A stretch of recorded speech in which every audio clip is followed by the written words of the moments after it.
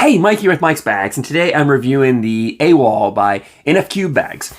Not so long ago, I did a review of the Prism by Logic, and that was a Viper R like variant type bag. And I mentioned I had another one in the works. Well, this is it. This is the other Viper R variant bag. So I wanted to go ahead and let's jump in and talk about what's similar to the Viper R, what's different, and whether you should be looking at this bag or not. And we'll start with the design here. When I reached out to NFQ about this bag, this was the design they had in stock, so I just grabbed at it. I didn't really care. But I love this design. It's a great design, and they have a lot of awesome designs. If you go through their Facebook page, they've got a lot of great designs. Whoever's doing their artwork is doing a great job. I love all their designs. I don't know if they do custom. I didn't ask.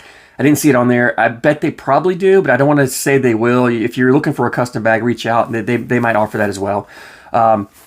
Material-wise, we'll start with this fast side. This is that Viper fast side. It's the 9-speed material, crazy fast, moves up all board conditions. It can push through congestion, whatever. It's a very popular material. A lot of bags use it. Works well on this bag, I think. It's the same the material the Viper R uses on the fast side. Slow side. Here we go. This is almost the same, if not the same carpet that Ultra uses on their R. Here's the Widow R that I have a really long ago. It looks very similar, but there are some differences. But just like when I did this Prism here, right? I talked about how the bag looked alike, but it might have been a little different, and I couldn't tell. It might have just been the color of the materials. Well, Logic reached out and said, yeah, it's the same material. It felt the same. It played the same. I don't have any issues. It probably is the same. They said it was, confirmed it. So the Prism has the same material. And I think that's what we have here. I think just because the color is a little different. Again, it does have more of a color resemblance to this Widow R than what the Prism had, but I think it's the same material. It feels the same, it plays the same, it looks the same. I'm going to call it the same material as the R carpet here. I will say that this Widow R I've thrown a ton. So this carpet is really fuzzy, it's gotten dirt, it's gotten sweat, it's really starting to slow down. This one isn't quite to that point yet. So this material to me, brand new, plays about a 6-speed. It's pretty quick, brand new.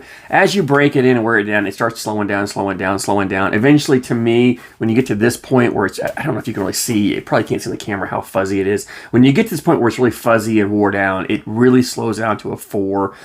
Somewhere in that 4 range. Maybe it's a 4.5, right? It's not as slow as a Viking Carpet 4, but it's not as fast as a Surefire 5. So it's somewhere between that Viking Carpet and that Surefire slow side. Somewhere in the middle there. So maybe it's a 4.5, but I just call it a 4-speed. This right now is playing probably closer to a 5, but it's still not fully broken yet, and it hasn't fuzzed up as much. I do think this is going to get to that 4-speed that we've got on this. So I'm going to call this a 4, but just know it plays between a 4 and a 5 depending on your conditions, your type of play, and again, speeds are very subjective. So, but to me, this is a 4.9 bag, maybe a 4.5, 9 bag, right? Template-wise, this is a touch smaller template than the Viper R, which makes it just a tad fuller feeling. So it's got flop to it, plenty of flop. Definitely not as floppy as a Viper R. So if you want a floppy bag, go find yourself a Viper R. If you can find them, go get yourself a set. But if you don't like a floppy bag, this is a little bit fuller, and it's a great alternative to that Viper R. The fill, so again, this is the bag. When I reached out what they had in stock, I grabbed it. This one actually has that bead fill in there, which I don't mind. I kind of like the bead fill sometimes. It gives it, for certain bags, I think that bead fill works really well. To me, I like my carpet bags typically to have that bead fill and my faster bags to have the disc fill, just because of the style of play I play with them. I do think this bead fill gives this bag a little more movement, so it kind of wants to walk, hop, move up the board a little bit more than just flatten out and right up. And that means it becomes a little more controllable as far as I can cut it easier, I can flop it, I can roll it easier.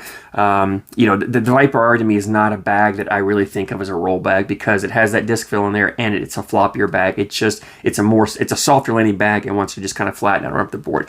If you like to play that roll, that flop, that cut style game, like to shape shots, this is a better alternative with this bead fill. It's a much easier bag to do those type of things with than say that Viper R.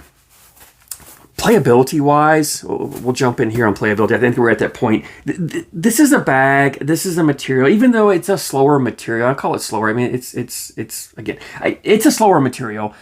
Typically in this speed range, you're thinking of more of a control style game where you're trying to throw blockers up there, clog up the board, create, congestion up there, and try to cause your opponent to make mistakes. But I think this material is just such a forgiving material. Even though it's slower, it's a more controllable but forgiving. I think it does better at running bags in the hole. Like if you just want to put your 4 bags in, especially if you're playing on fast boards, and you get to the point where if you're a fast bag thrower and you like running bags in the hole and the boards are just getting crazy fast and it's getting harder to control your bag, this is a great bag to step down to, because this material, even though it's a slower material, it's more hole friendly than a traditional 4.5 speed material is in my mind. And honestly, to me, this is more hole friendly than that Surefire slow side, yet it's a slower, more controllable material as far as I'm concerned.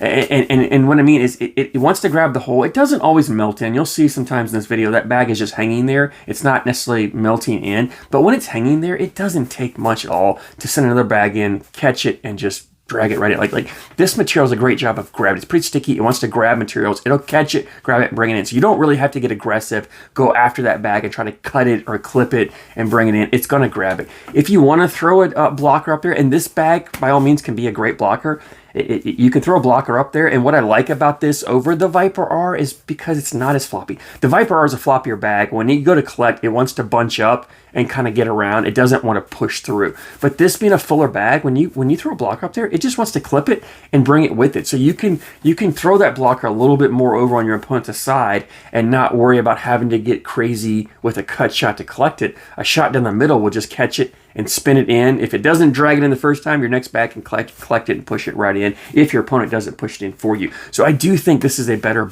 blocker type bag than the Viper R, right? It's a little more, I don't know if it's more hole friendly than the Viper R. The Viper R is more forgiving in the sense that because it's floppier, that Viper R wants to grab that hole when it goes by. So if you're a little off, it grabs that hole, spins around, and sits there for you. This one, I didn't have a problem with that, but being a fuller bag, it doesn't grab the hole maybe as well as that Viper R does. So that's the trade-off. You're giving up maybe a little bit of that forgiveness around the hole, but to me, you're getting maybe a little more hole friendly. But I just think this bead feels a little more hole friendly than that disc feel. Maybe that's just for me. I think, and we're talking minute differences here, right? I'm just trying to nitpick these 2 bags to tell you what the difference is. I think by just the slimmest margins, I think this bead feel is a touch more hole friendly. I don't think it settles as much as that disc feel does. I think those beads want to move a little more and they want to keep kind of falling and dragging this bag in the hole. I do feel like because this bag's a little fuller, it's again easier to collect when you have your blocker out there. It's easier to grab when it's sitting in the hole. I think sometimes that Viper R, because it's so floppy, it's easy for you to keep throwing bags in and that bag just sits there when it's on the hole. You have to get a little more aggressive. But because this bag is fuller, it doesn't take much to hit this bag and drag this bag right in. You don't have to airmail drag it. You can just throw a shot down the middle and collect it right in. So again, I'm nitpicking little things, little differences, but that's kind of where we are on these bags. They're so close. The biggest difference on this, availability, right? This bag, NFQ, they have a Facebook page. That's where they do all their drops and releases as far as I can tell. I'll put a link to their Facebook page in the description for you if you're interested. Last I looked, they were going for $75 a set shipped is what these bags are going for, which is a crazy good deal, right? This bag, $75 shipped to you.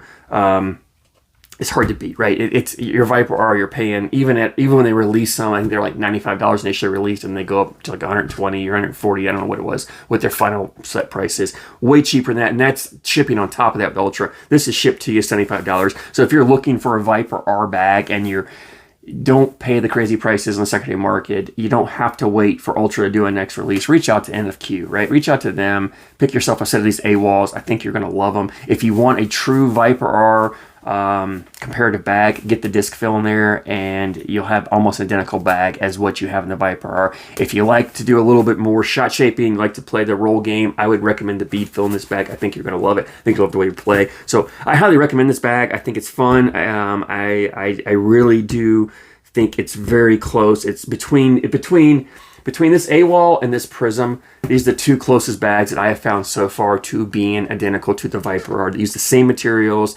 and play very much the same.